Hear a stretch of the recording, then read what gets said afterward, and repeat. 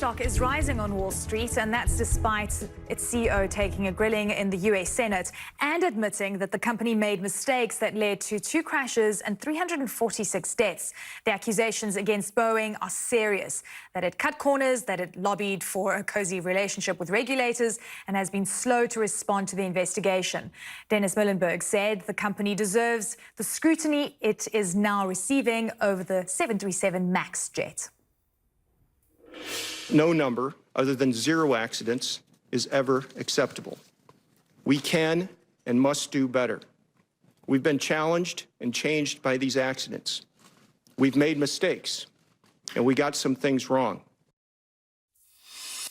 All right, so we've got Rene Marsh following aviation and government regulation in Washington for us. And Rene, what a day, seeing the families of the victims coming out in force to show the impact that these mistakes have had on their lives. And then just hearing the CEO basically admitting to these mistakes. But what are the repercussions? What are the consequences going to be for Boeing? Right.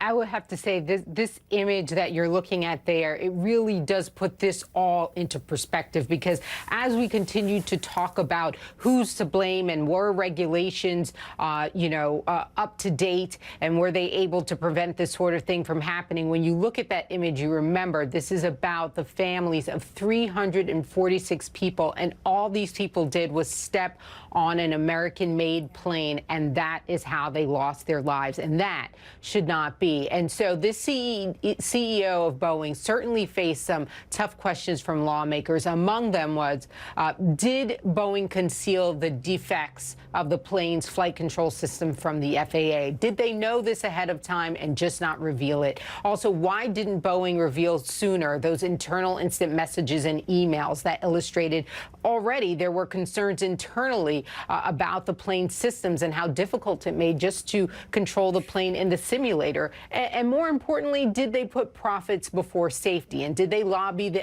FAA not to ground the plane after the first crash? Now, on that last question about whether they lobbied the FAA not to ground the 737 MAX after the first crash of Lion Air, the answer is yes. And we found that out in this hearing today, in which Boeing CEO said, look, they wanted to collect more data, and that's why they wanted the FAA to hold off. But we also heard Muilenburg say that he does agree that more oversight of the company, it certainly could be improved, but he denies that there's any coziness between Boeing and the FAA. But again, the focus was on this flight control system, which investigators say played a major role in both of these crashes. As you know, that system only relied on one sensor. There was no redundancy, so it made it very vulnerable if that one sensor failed. And we know that pilots weren't trained on the system, and it also was stripped from flight manuals.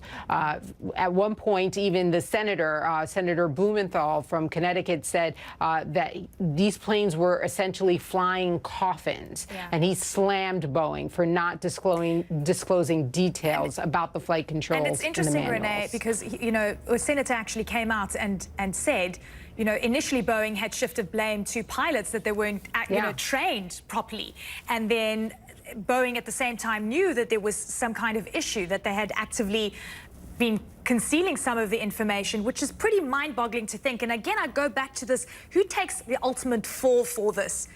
Because of the lives that have been lost. Yeah, I mean, that is the key question. We know that the Department of Justice is also probing this. They have opened a criminal probe into all of this. They're specifically looking into oversight and the process leading up to getting this plane certified as safe to fly. So we'll see what comes out of that and who is held accountable there. But I would have to guess, and I would put my money on it, that all those families that you're seeing there, they do, at the end of this all, want to know that their family members did not die in vain. So not only do they want to see someone held accountable, they want to see the laws, the regulation, the oversight change in a very significant way to make sure this sort of thing can't happen again.